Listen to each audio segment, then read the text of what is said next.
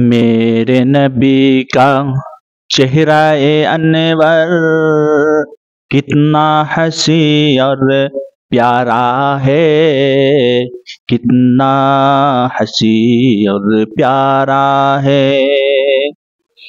میرے نبی کا چہرہ انور کتنا حسین اور پیارا ہے، کتنا حسین اور پیارا ہے، کتنا حسین اور پیارا ہے۔ روئے نبی کو دیکھ کے ماہ کامل بھی شرمائے ہے، کامل بھی شرمائے ہے۔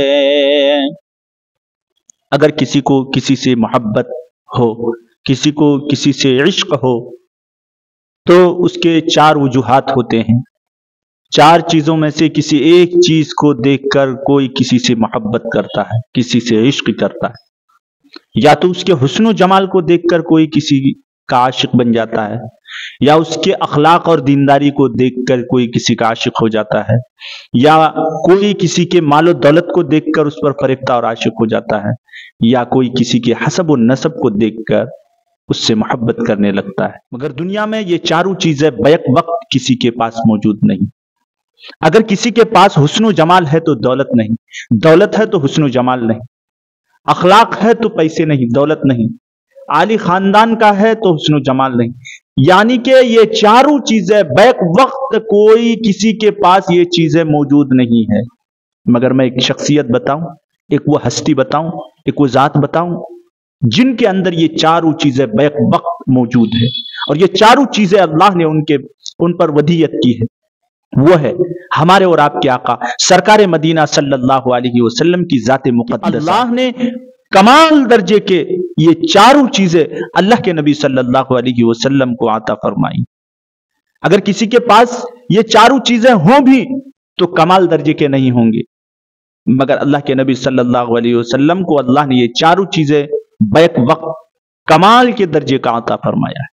اللہ کے نبی کا حسن و جمال بھی اعلیٰ پیمانے پر، اللہ کے نبی کا اخلاق بھی اعلیٰ پیمانے پر، انک لعلی خلق عظیم۔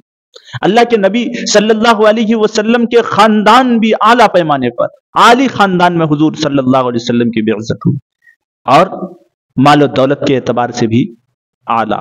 یہاں ایک چھوٹا سا سوال پیدا ہوتا ہے، آپ کے ذہن میں بھی یہ کھٹک رہا ہوگا کہ اللہ کے نبی اس دنیا سے غربت کی زندگی گزارتے ہوئے چلے گئے، تو پھر اللہ کے نبی صلی اللہ علیہ وسلم مال و دولت میں اعلیٰ پیمانے پر کیسے؟ ٹھیک ہے، یہ سوال پیدا ہو رہا ہوگا۔ میرے محترم بزرگ دوستو، غربت کی زندگی گزارنا دو طرح سے ہوتا ہے۔ ایک تو بطریقہ مجبوری ہوتا ہے کہ کس کے پاس دولت نہیں ہے تو وہ مجبوری میں فقر و فاقہ کی تنگی کی زندگی گزارتا ہے، اور ایک ہوتے ہوئے بھی غربت کی زندگی گزارنا۔